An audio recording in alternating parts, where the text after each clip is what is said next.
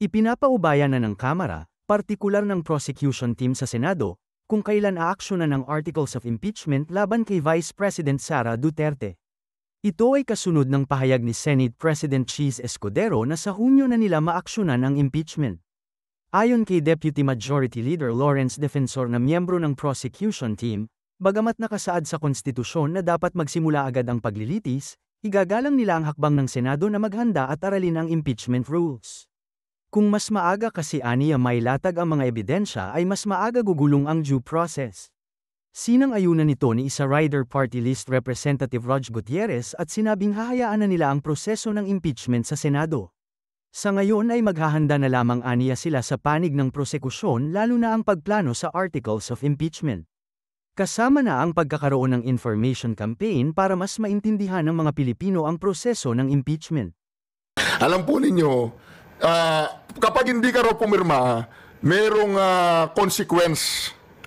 Kapag pumirma ka, merong consequences. Yung mga tao, hindi ka nila iboboto, magagalit sila sa'yo, marami silang ipopost na laban sa'yo. Pero kapag hindi ka raw pumirma, mas may matinding mangyayari sa'yo. Takot na takot po sila kay Tamba. Kasi si Tamba, marami siyang alam patungkol sa kanila. O tingnan mo, si Saldico, hindi na pumirma. Kasi tinanggal sa'yo, di ba? Si Saldico po, ito po papagita ko po sa inyo yung mga hindi pumirma. Ayan po yung hindi pumirma. Si Benitez Francisco Kiko ng Negros Occidental. Yulo, ayan, tingnan po ninyo kung sino po yung mga kongresista nyo dyan na hindi pumirma. Ayan, Richard Gomez! 4th District of Leyte, my idol, hindi siya pumirma.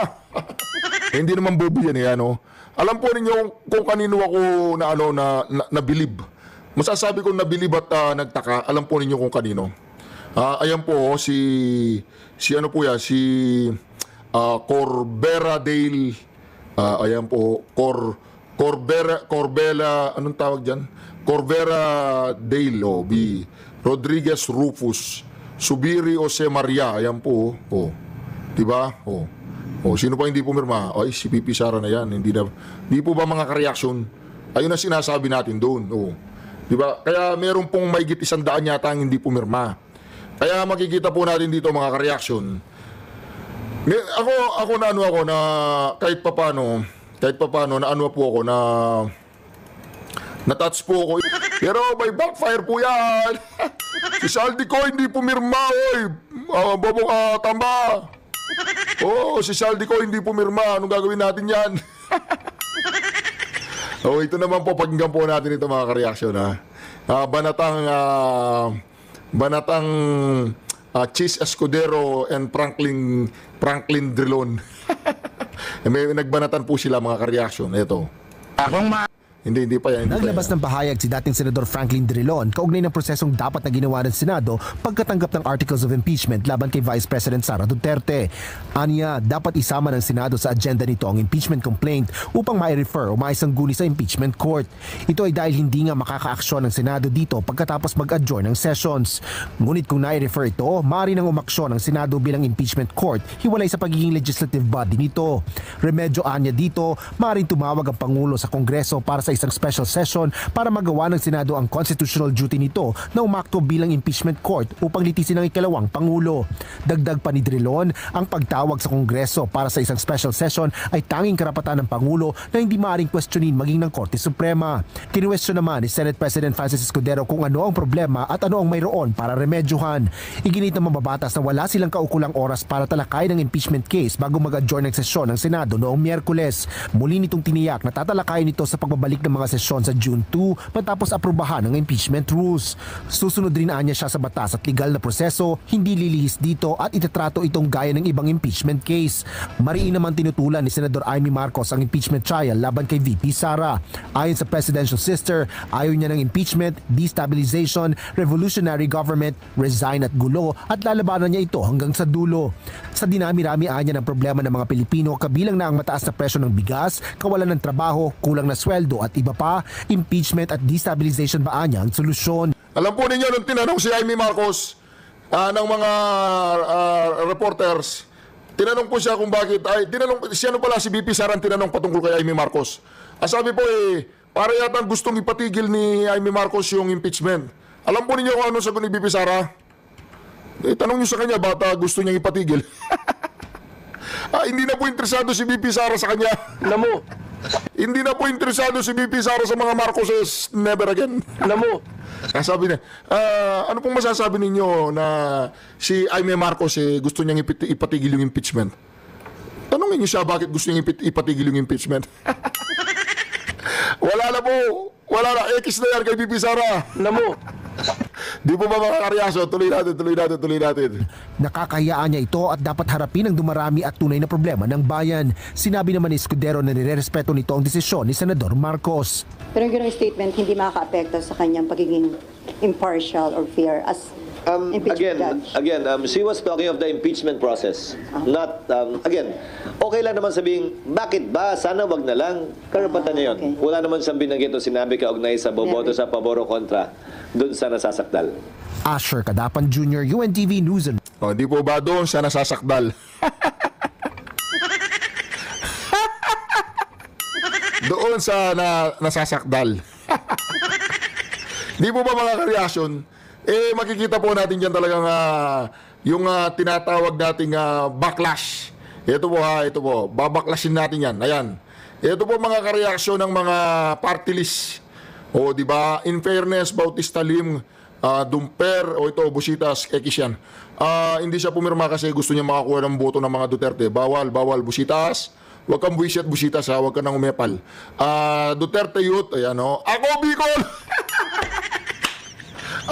Bicol! Ako Bicol, hindi pumirma sa impeachment. Ako Bicol. Oy, saldi ko. Kahit na hindi ka pumirma, wala pa rin pag-asa yan. Hindi, kawawa naman si Saldi ko. Natanggal siya sa pagiging pagiging chairperson niya doon sa appropriation committee. Kawawa naman, kawawa si Saldi. Paano magiging kawawa ang super billionaire na yan? May sariling aeroplano, may sariling helicopter, may sarili siyang buhay. Mayaman yan. Yan po yung mga hindi pumirma. Di ba? Alam nyo, in fairness, hindi siya pumirmo, anong pangalan yan? Asan ba dyan si Sagi Party List, si Leo, Wilbert Leo, hindi po siya pumirma, galing, di ba? Yan, yan pa. Yan pa po, si Nograles, Margarita Nograles. In fairness, hindi po siya pumirma kasi baka hindi siya nasali. Hindi siya nasali sa usapan. Yung mga young guns, hindi siya sinali. Hindi na siya young guns kasi may asawa na. Hindi na interesado sa kanya yung mga young guns. Ayan po mga ka-reaction, yung mga hindi sumali. Sagi po, Tatchay Caroline, di ba may sasagi pa pala yan, angat, ako, Ilocano ako. Doble naman yan, Singson. Ako, Ilocano ako. Doble yan ako, Ilocano ako. Di ba, one pack man. One fuck man. Ayan po, ACT-CIS. Wala sa ayos itong ACT-CIS na si Erich Sylvester. Si Erich Sylvester po. Ako, Erich pakiusap sa susunod. Yung matris ng nanay mo, wag mong dadalin-dalin kung saan kung saan ka pinanganak, tama na yun, isang beses lang. Kawawa naman yung nanay mo, hindi mo nire-respeto yung nanay mo, pinanganak ka sa Hawaii. Huwag naman ganyan, Erwin Tulpo. Respetuhin mo naman yung nanay mo, wag mong isasali sa usapan. Pinanganak daw siya sa Hawaii. Dinala pa niya yung matris ng nanay niya doon, wag. Bawal yan.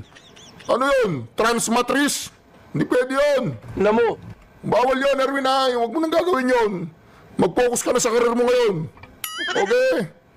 Yung Sibak, hindi rin pumirma. Si Pastor Villanueva, di ba? Yung Sibak, di ba? Ba't hindi sila nagsasalita sa korupsyon? Pastor Eddie Villanueva, I am calling you out. Ganun ba yung English, sir, no? Pastor Eddie Villanueva, idol pa naman kita, pinangampanya kita nung tumakbo kong presidente. Bakit tahimik ka sa korupsyon ngayon? Sinong iniimbestigahan ng Sibak? Nagagalit na ako, Pastor Eduardo Villanueva. Hindi man lang kayo pumunta dun sa Iglesia ni Cristo Rally. Di ba? Ganyan yan. Dapat tawagan mo sila. Sumigaw ka. Yung mga pastor na yan. Bishop yan. Bishop Eduardo Villanueva. Parang tahimik yata yung citizen anti-crime ba yan? yung corruption. Citizen against, hindi ko alam yung SIBAC na yun eh. O kala ko ba yung SIBAC anti-corruption? Wala ka bang nakikitang corruption sa loob ng Kongreso? Kayong dalawang magkama, hindi nyo nakikita yung corruption? Para yatang hindi ko naririnig yung inyong mga boses patungkol sa corruption. Diba? Dapat magsalita ka, Pastor Eddie Villanueva, Eduardo Villanueva, hindi ganyan. Dapat magsalita ka, marinig ka namin. Idol kita eh, idol kita. Oo, ang dami kong kamag-anak na JIL ha. Once upon a time, nag-attend din ako sa JIL. Oo, nag-attend ako dyan sa JIL, nag-attend ako dyan. Oo, kaya lang medyo malayo-layo ngayon yung church ng JIL, hindi ako makapag-attend ngayon. Pero, ako, Christian din ako, katulad yun, born again Christian. Pero hindi ako pabor sa ginagawa mo, masyado kang tahimik, Pastor. Magsalita ka naman, yung mahinga, yung tambaluslos, ang daming nawawalang pera, di ba, ganoon? Sinong pumirma, blank sheet, ba't tatahimik kayo? SIBAC, ba't tayo, hindi naman natin matatalo yung SIBAC. Kaya sabihin nyo, huwag nyo iboto yung SIBAC, daming JL, pasok yan. Di po ba mga ka-reaction? Tsaka ako, boboto ko rin yung SIBAC kung boboto ako ng party list. Pero bago ang SIBAC boboto ko, iboboto ko na yung Duterte Youth, di ba? Yun, nayagan yun, anti-NPA yun. Di ba? Pero, ayos din niya SIBAC, pero nananawagan din ako kaya Kaya Pastor Eduardo Villanueva, siguro may dahilan kaya tahimik siya. Minsan kasi, hindi naman dahil tama ka, magsisisigaw ka na. Hindi naman ibig sabihin, tama ka, sigaw ka na sigaw, ganoon. Hindi yun dapat. Pag mali ka, doon ka sigaw na sigaw. Pag tama ka, tahimik lang. Ganon yun. Ganon ang uso ngayon. Di po ba mga ka-reaction? Ayun po, sino ba bang pwede natin dito? Mag-react tayo sa kanila. Bishop Eddie Villanueva, I need your voice. Di ba, ayan pa po mga ka-reaction. Sino pa dyan? Yan. Wala stick yan. Yan ang gusto kong pag-usapan natin. Yan. Buti na lang napindot ko. Ayan, yan ang gusto kong pag-usapan natin mga ka-reaction. Di ba, tatawagan ko nga si Marcoleta. Tawagin yung telepono ko. Hello, Congressman Marcoleta. Sekretary. Pwede kay Congressman Marcoleta? Opo. Yung taga-Paniki Tarlac, Hindi yung Marcoletang nagpapautang, hindi yun, iba yun. Yung Marcoletang kongresista na tumatakbo senador. Ay, mali, wrong number po. Bombay po yung natawagan ko. Ano yan? Hello? Senador. Buti na lang, hindi yung sekretaryo mo yung nakausap ko na naman ngayon. Pinagseselosa ng asawa ko yun yung sekretaryo mo. Okay. Ito, gusto ko lang ipaabot sa'yo, Congressman Marcoleta, yung mga prosecutor in the trial of impeachment against Vice President Sara Duterte. Sino sila? Ito, pakinggan mo. Representative Jervil Luistro, Batangas 2nd, kilala mo yun? Tama. Yung tinago niya yung asawa niya nung napagbintangan na nanggahasa ba yun? Nanggahasa ko, hindi ako magkakamali, di umano. Yun. Tinago niya yung asawa niya. Yan, nagtapat naman siya, tinago niya yung bawal yun, di ba? Sige. Okay lang yun. Si Akop, yung dating kuratong, hindi kuratong baliling yun. Si Congressman Marcoleta naman. Hindi, kaibigan natin to si Akop. Si Akop, kilala mo. Sige. Si Gutierrez, yung parang inunguyain niya yung salita niya. Parang nilulunok niya. Bata pa. Marami pang kakainin Okay. Hindi ko nasasabihin dito yun. Marami pa raw siyang kakainin Okay. Joel Chua. Raul Bongablon. Loreto Atcharon. Marcelino Libanan. Arnan Panaligan. Isabel Zamora. Lawrence Defensor. Tsaka si Jonathan Flores. Kaya. Sila. Ba't tumatawa ka? Huwag ka tatawa. Bakit? Gusto mo sabihin ko papapakin mo lang sila. Sabi po ni Congressman Marcoleta, papapakin lang niya yung mga yan. Lagyan mo ng mayonnaise tsaka peanut butter, ha? Anyway, mga reaction, hindi po si Marcoleta yun. Kunyari lang yun. Remote control ng aircon ko, ayan Ang layo kasi ng aircon ko. Abot ko naman, ayan ang aircon ko. Pero may remote control pa ako, mantakin mo yun. Di po ba mga ka-reaction? Namo. Abante, magiging mo ito, para sa ito, Abante. Namo. Yun. Yan po yung mga prosecutor na para papagsakin mo si VP Sara Duterte.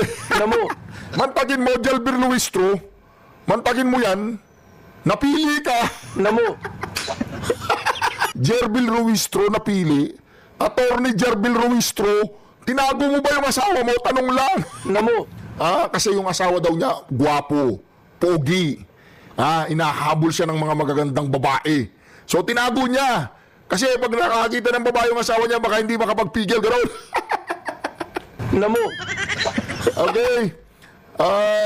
Baka naman, Madam Jerbil, yung asawa mo naman, baka naman, alam mo na, kaya tumitingin-tingin sa iba, baka naman masyado kang busy sa karir mo. Diba, paminsan-minsan, yung napanood ko yun pelikula, yung 90s na kinakain. Anyway, Madam Jerbil, congratulations for winning the prize. Anyway, ito si Romeo Acop. Ayan po mga kareaksyon, si Romeo Acop. Magaling po yan, attorney, police, ano pa ba yan? Hindi siya kasama doon yung la la la baliling narararun. Hindi siya kasama doon. Okay, si Representative Romeo, ito kasi si Ramon Gutierrez. Alam mo, One Rider Party List Representative Gutierrez, alam ko mayaman kayo, contractor nga kayo, di ba? Bilyon-bilyon yung kontratang nakuha nyo sa gobyerno, yung lolo mo, ganun. Yung lolo mo, hindi siya sangkot sa gambling sa lugar ninyo. Hindi siya sangkot. Okay, very good. Very good. So, tapos, mayaman kayo. So, ibig sabihin yan, famous ka pa, nag-i-English ka, so, talo ako sa'yo, gano'n. Di ba?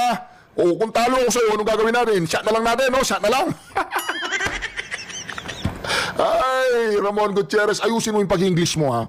Para naman magkaintindihan tayo paminsan-minsan. Your English is you're slangistic, ha? Oy, Chihuahua! Yan, Representative Chihuahua. Pakitawag nga si Yorme. Tawagan ko si Yorme, huwag kang aalis, Chihuahua.